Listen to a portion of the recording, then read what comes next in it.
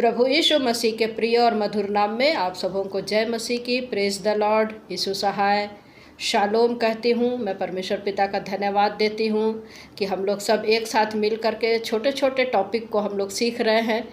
और इन दिनों में जो कि लोग लेंट काल को मानते हैं, महा उपवास काल को मानते हैं और 40 दिन का उपवास करते हैं, तो मैं इसी विषय को लेकर के आई हूँ कि क्या हमको उपवास रखना चाहिए, नहीं रखना चाहिए। बहुत से लोग जो है बहुत कंफ्यूज्ड रहते हैं कि हमको सचमुच में उपवास रखना चाहिए या नहीं रखना चाहिए। उपवास रखना है तो किस तरीके से रखना है और कैसे रखना है। तो मेरे प्रिय भाइयों और बहनों, आज मैं इसी विषय को लेकर के आई हूँ कि उपवास और प्रार्थना। बाइबल में बहुत सारी घटनाएं को हम लोग देखते, बहुत सारे लोगों ने बाइबल में उपवास किया है। तो क्या ये उपवास बहुत महत्वपूर्ण है, इम्पॉर्टेंट है? बिल्कुल नहीं है। उपवास जो है आपकी इच्छा पर डिपेंड करता है। आपको उपवास करना है तो आप करिए, नहीं करने की इच्छा है तो मत कीजिए। जब तक पवित्र आत्मा आपको लीड ना करे, आप उपवास ना करें। मेरा ये बिब्लिकल जो मेरा अनुभव है, जो हमको बाइबल से जो आधार मिलता है, वो यही कहता है कि जब तक आपको पवित्र आत्मा लीड ना करे, पवित्र आत्मा की अगुवाई ना मिले, तो आप उपवास मत करिए। किसी दूसरों को देखा देखी या सामने वाले कर रहे हैं, मेरे पड़ोसी कर रहे हैं, मेरे साथ उठने बैठने वाले कर रहे हैं, तो उनको देख करके मैं उपवास रखूंगी या उपवास रखूंगी, तो ये गलत बात हो जाएगा। जब तक आपको पवित्र आत्मा आपको लीड नहीं करता है, आप दूसरों का देखा देखी मत करिए। कई लोग क्या करते, उपवास को रीति बना लेते, रीति विधि बना लेते हैं कि हमको मंडे को करना है या तो फिर फ्राइडे को करना। जनरली लोग फ्राइडे को करना पसंद करते हैं क्योंकि उस दिन जो है प्रभु यीशु मसीह को क्रूसिफिकेशन किया गया था। तो ये व्यवस्था में या परंपरा में या रीति विधि में हम क्यों जाए? आपकी इच्छा है। आपको यदि पवित्र आत्मा लीड कर रहा है तो आप किसी भी दिन करिए, नहीं कर रहा है तो आप मत कीजिए, लेकिन दूसरों की देखा देखी नहीं करिए। कई लोगों को शारीरिक परेशानियां होती है, उपवास करने से शरीर में कमजोरी पड़ जाता है और हम देखते हैं कि इस तरीके से हार्ड करते कि लोगों की मृत्यु भी हो जाती है। तो हमको इस प्रकार की उपवास हमको नहीं करना है। इसके बजाय क्या है, उपवास रखने से बेहतर है कि हमारा कैरेक्टर सही हो, हमारा परमेश्वर के साथ में संबंध अच्छा हो और आप परमेश्वर पर कितना विश्वास करते हैं, प्रभु यीशु मसीह को कितना अपने जीवन में महत्व देते हैं, प्रार्थना का जीवन आपका कैसा है, वचन में आप कितना स्थिर है, प्रभु यीशु मसीह के साथ में आपका रिश्ता कैसा है, ये इम्पोर्टेंट है। ये इम्पोर्टेंट है। उपवास इम्पोर्टेंट नहीं है। आप उपवास कर रहे हैं, दिन में झगड़ा कर रहे हैं, क्या मतलब हुआ आपको उपवास रखने का? तो आपका कैरेक्टर बताता है। इम्पॉर्टेंट ये चीज़ है, आपका संबंध परमेश्वर के साथ में कैसा है, ये इम्पॉर्टेंट है। प्रभु यीशु मसीह को आप महत्व कितना देते हैं अपने जीवन में, ये इम्पॉर्टेंट है। उपवास बहुत इम्पॉर्टेंट नहीं है। फिर भी आपको उपवास करना है तो आप कर सकते हैं, नहीं करना है तो आप नहीं कर सकते। कोई इसमें आपको बॉन्डिंग नहीं है, कोई इसमें आपको बंधन नहीं है। इस प्रकार का किसी प्रकार का हमको नियम बाइबल में हमको नहीं बताता है। किसी की नकल ना उतारे। मैंने अभी भी कहा, अभी फिर से कह रही हूँ कि किसी की नकल नहीं उतारना है कि उसने ऐसा किया था या मूसा ने इतने दिन तक उपवास किया तो मुझे भी करना चाहिए। तो इस प्रकार की बातें डैनियल की हम लोग देखते हैं, तो डैनियल ने जिस प्रकार से किया था हमको भी उसी प्रकार से करना चाहिए। तो आपको नकल नहीं उतारना है। आपकी इच्छा है, आपका परमेश्वर के साथ में लीड कर रहा है, पवित्र आत्मा आपको लीड कर रहा है, तभी आप उपवास करें। देखिए, उपवास, सच्चा उपवास क्या है? सच्चा उपवास क्या है कि परमेश्वर के प्रति अपने प्रेम को और धन्यवादी हृदय को प्रकट करने के लिए अपनी शारीरिक इच्छाओं को और अपनी अभिलाषाओं को कुछ समय के लिए या कुछ दिनों के लिए या फिर हमेशा के लिए त्याग करना ही उपवास है। मैं फिर से बोल रही हूँ कि उपवास क्या है, सच्चा उपवास क्या है? परमेश्वर के प्रति अपने प्रेम को प्रकट करना, अपने धन्यवादी हृदय को प्रकट करने के लिए अपनी शारीरिक इच्छाओं को और अपनी अभिलाषाओं को कुछ समय के लिए, कुछ दिनों के लिए या हमेशा के लिए त्याग करना ही उपवास है। तो क्या एक मसीही विश्वासियों को उपवास रखना जरूरी है? बिल्कुल नहीं, बिल्कुल ज़रूरी नहीं है। ये रीति विधि नहीं होनी चाहिए। आपको यदि इच्छा है, पवित्र आत्मा लीड कर रहा तो आप अवश्य ही करें। यदि पवित्र आत्मा लीड नहीं कर रहा है तो आप बिल्कुल ना करें, दूसरों को देखा देखी। तो उपवास कितने प्रकार के होते हैं? उपवास जो है बाइबिल में हम लोग देखते हैं ऑल ओवर। यदि आप देखते हैं कि बहुत सारे लोगों का जो हम लोग पुराने नियम में भी देखते हैं, नए नियम में भी देखते हैं, तो उपवास जो है 3 प्रकार के होते हैं। उपवास 3 प्रकार के होते हैं। सबसे पहला उपवास है कि कुछ समय का उपवास, कुछ समय का उपवास। और इन उपवास में हम अपने भोजन में से कोई खास चीज़ों को या कोई खास जो हमको बहुत अच्छा मनचाहा, जिसको हम बोलते हैं कि उन सब चीज़ों का हम त्याग करते हैं। उन सब चीज़ों को हम लोग त्याग करते हैं और उसको बोलते हैं आंशिक उपवास। देखिए क्या कहता है कुछ समय का उपवास जो हम लोग देख रहे हैं, दानियल नबी की पुस्तक उसका 10वां अध्याय पद 2 और 3 क्या कहता है? उन दिनों में दानियल 3 सप्ताह तक शोक करता रहा। उन 3 सप्ताहों के पूरे होने तक मैंने ना तो स्वादिष्ट भोजन किया और ना मांस या दाख मधु अपने मुंह में रखा और ना अपनी देह में कुछ तेल लगाया। ये है दानियल लोगों की प्रार्थना, दानियल का उपवास।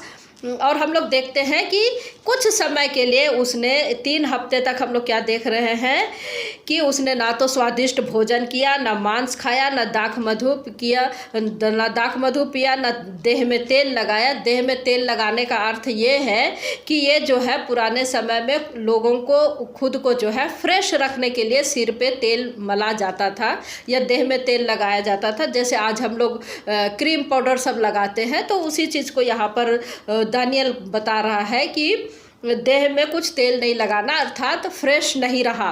तो ये सब चीज़ों को यहाँ पर इंडिकेट करता है कि लोग जाने। यह दानियल एक तरह से जो है अपनी लग्जरी लाइफ को त्याग रहा है। अपनी लग्जरी लाइफ को त्याग करके वो जो है साधारण जिंदगी को जी रहा है। और इसको हम कहते हैं कि कुछ समय का उपवास। कुछ समय का उपवास, तो जिसमें मांस और स्वादिष्ट भोजन छोड़ दे और हो सकता है कि लग्जरी बिस्तर में भी ना सोए, चटाई में सोए, साधारण जीवन, साधारण जिंदगी। तो ये इस प्रकार का कुछ समय के लिए लोग छोड़ते हैं। इसको हम लोग एक प्रकार का उपवास कहते हैं। दूसरे प्रकार के उपवास क्या है? दूसरे प्रकार का जो उपवास है वो हमको मिलता है एस्तर के उपवास में। एस्तर के उपवास में जो हम लोग देखते हैं, एस्तर रानी की जो उसने उपवास की थी, उसके लोगों ने उपवास किया था।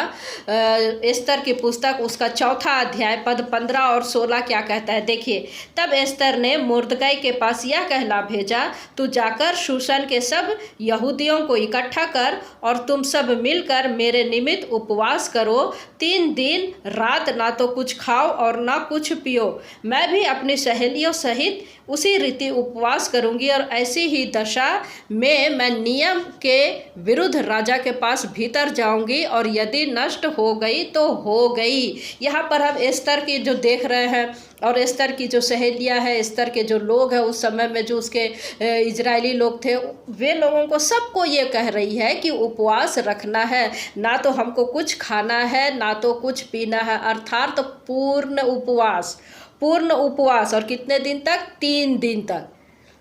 3 दिन तक ना तो ये लोग कुछ खा रहे हैं ना तो कुछ पी रहे हैं। ये बहुत ही हार्ड उपवास है, दानियल से भी हार्ड उपवास है। दानियल की उपवास में कि हम लोग देखते हैं कि वो उसने मनचाहा वस्तु को नहीं खाया, परंतु उसने कुछ तो खाया।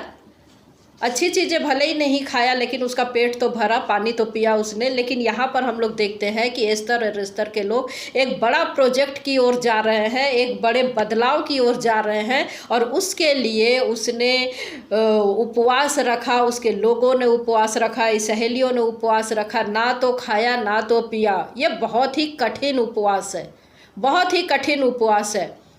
और उसके बाद में तीसरा उपवास हम देखते हैं। तीसरे प्रकार के उपवास को हम लोग देखते हैं।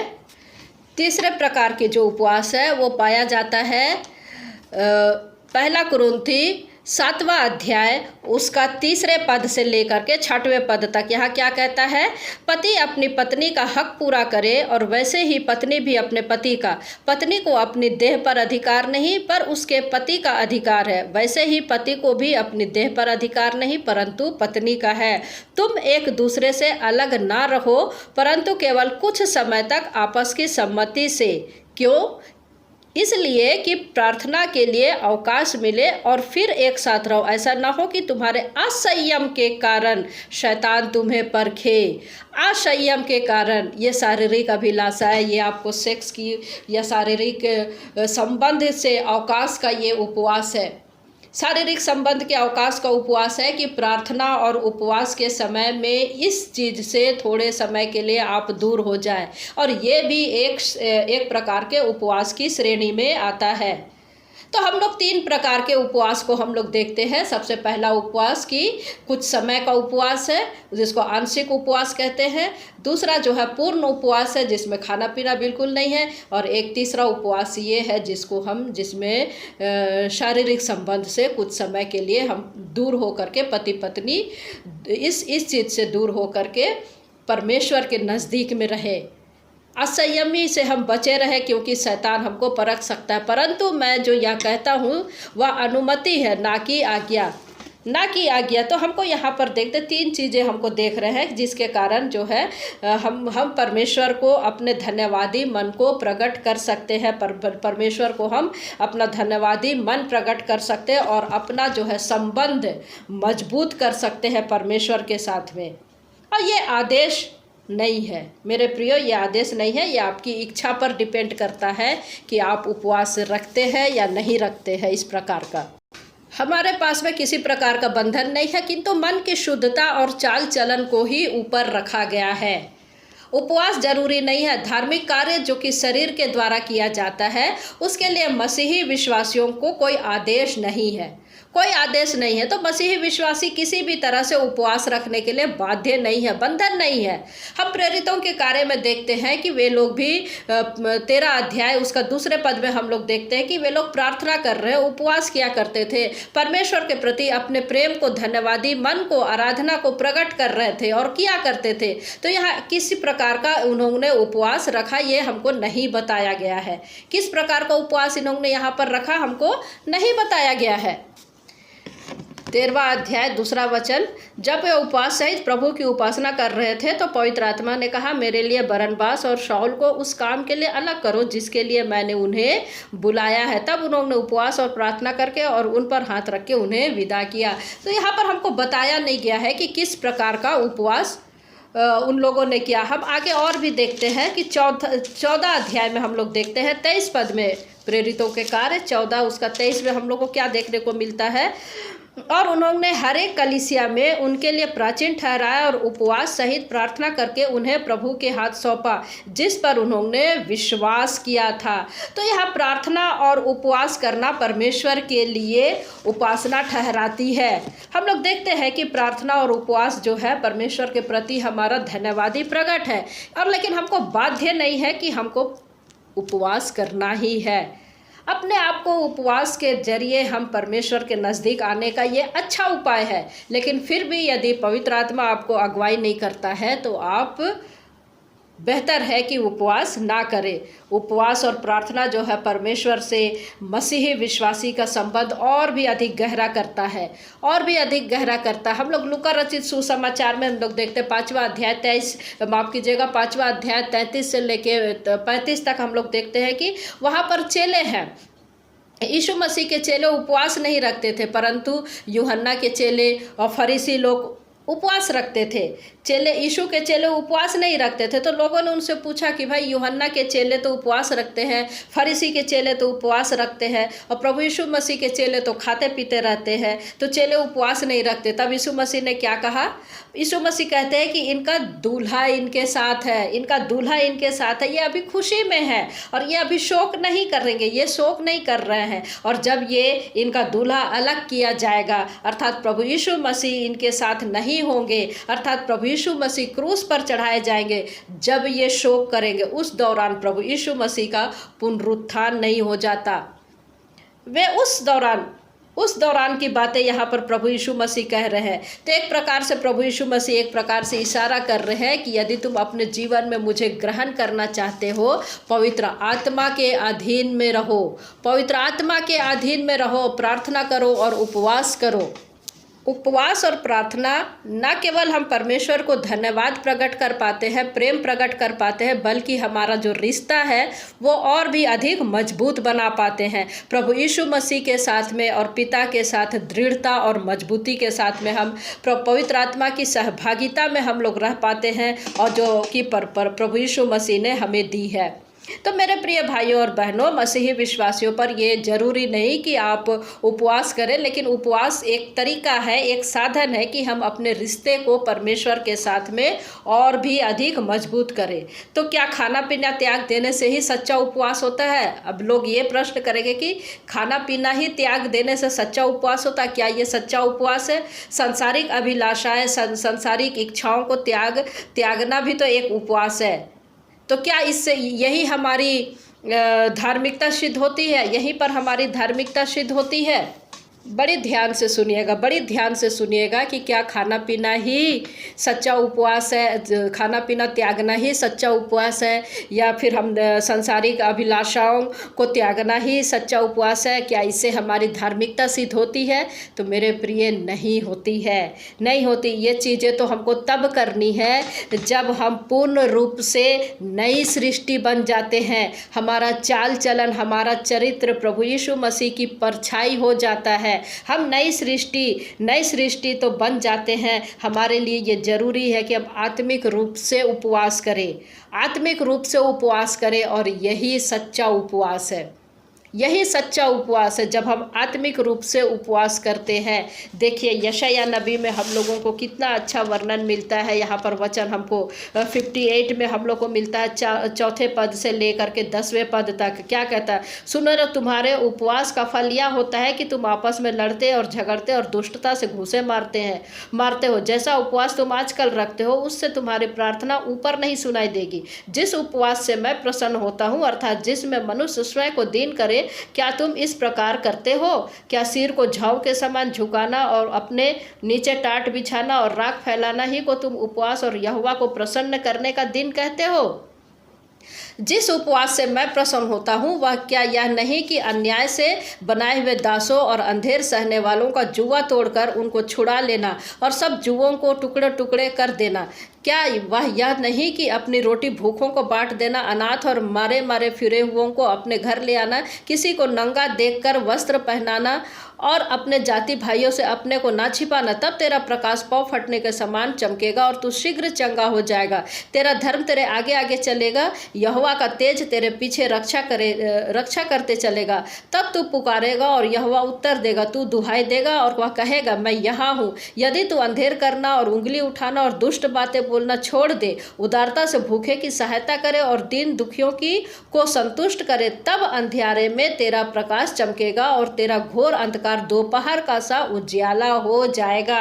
देखिए यहाँ परमेश्वर किस प्रकार के उपवास से प्रसन्न हो रहा है। परमेश्वर कहता है कि मैं तुम्हारे झूठे उपवास से मैं प्रसन्न नहीं होता हूँ। तो अपने जीवन में तुम किस प्रकार की चरित्र रखते हो? प्रभु यीशु मसीह की चरित्र को रखो, उस प्रभु यीशु मसीह की दीनता को रखो, उसके प्रेम को रखो, उसकी कृपा को रखो, उसके भलाई को रखो, और फिर तुम उपवास करो। तो ये कोई फायदे वाली बात होगी। यदि ये सब हमारे जीवन में नहीं है तो हमारा उपवास व्यर्थ है। यह उपवास परमेश्वर तक हमको सच्चा उपवास यदि करना है तो ये सारी चीज़ों को भी हमको मानना है, तब जा कर के हमारे उपवास भी सही रीति से परमेश्वर के नज़दीक ग्रहण योग्य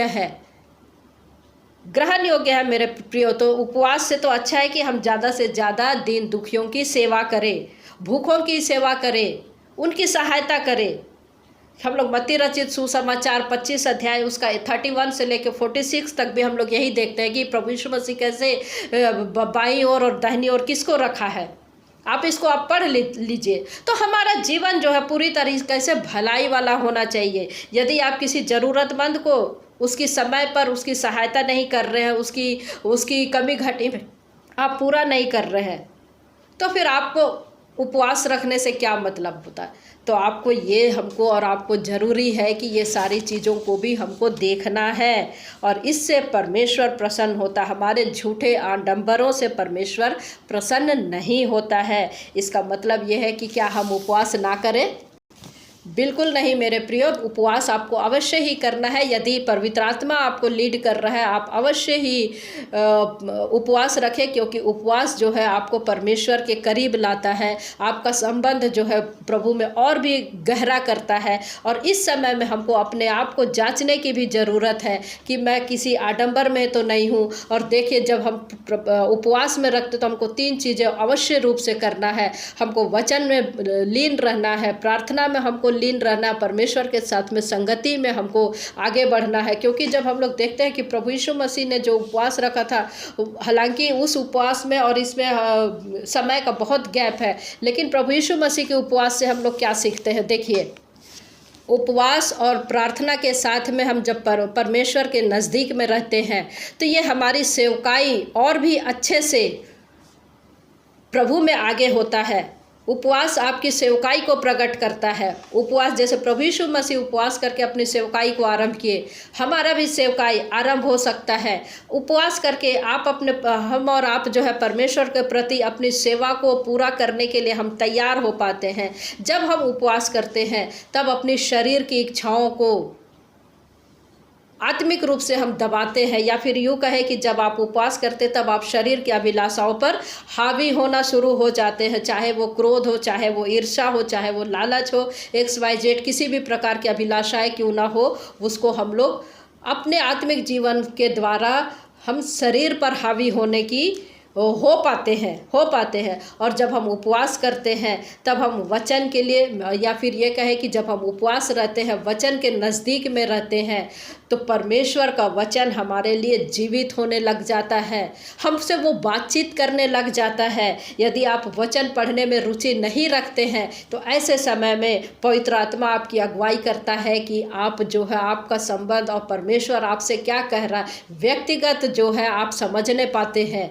तो ये ऐसा है हमारा परमेश्वर। और जब हम उपवास में रहते हैं, परमेश्वर के साथ में गहरा संबंध हमारा होने लगता है, तब हम शैतान और शैतान की युक्तियों के सामने खड़े हो पाते हैं संघर्ष करने के लिए। ये बहुत ही इम्पोर्टेंट है, बहुत ही इम्पोर्टेंट है मेरे प्रियो, क्योंकि परमेश्वर मेरी और आपकी ताकत को जानता है, वो हमको इस्तेमाल करता है, किंतु शैतान हमारी कमजोरियों को जानता है और हमारी कमजोरियों को वो फ़ायदा उठाता है और वहाँ पर हमको वार करता है। तो मेरे प्रिय भाइयों और बहनों, हम जब उपवास रखते हैं, अपने जीवन को आराधना में बिताएं, अपने जीवन को प्रार्थना में बिताएं, अपने जीवन में हम वचन के साथ में संगति करें, ताकि हमारा जो है संबंध परमेश्वर के प्रति और भी गहरा हो जाए। और आखिरी बात यह है कि उपवास जब हम करते हैं तो आपको परमेश्वर मदद पहुंचाता है कि आप अपनी सेवकाई को और भी अच्छे से कर पाए। तो उपवास करना गलत नहीं है, उपवास आप अवश्य करें। यदि पवित्र आत्मा लीड करता है तब आप उपवास करें, दूसरों की देखा देखी उपवास ना करें, दूसरों की कहने पे आप उपवास ना करें। जब तक आपको पवित्र आत्मा की अगुवाई नहीं मिलती है, आप उपवास ना करें। लेकिन उपवास करने के कई फ़ायदे हैं, परमेश्वर के साथ संबंध अच्छा हो पाता है। लेकिन आप अपने शरीर का भी ध्यान रखें, क्योंकि हर एक कोई उपवास नहीं रख सकते, क्योंकि बीपी होता है, शुगर होता है, दवाई खाने का समय रहता है, बिना दवाई के रह नहीं पाते। तो बेहतर है कि हमको अपने चरित्र को संभाल के रखना है। प्रभु यीशु मसीह के साथ हमारा संबंध कैसा है उसको हमको ध्यान रखना है। ये सारी चीज़ों को हमको ध्यान रखना। प्रभु यीशु मसीह का जो हमको आदर्श दे दिया, हम नम्र बने, दीन बने, दूसरों की सहायता करें और हम आत्मिक उपवास करें, यही है हमारा सच्चा उपवास। तो परमेश्वर पिता इन वचनों के द्वारा हम में से प्रत्येक को आशीष दे। जय मसीह की। Praise the Lord. Prabhu Ashish they.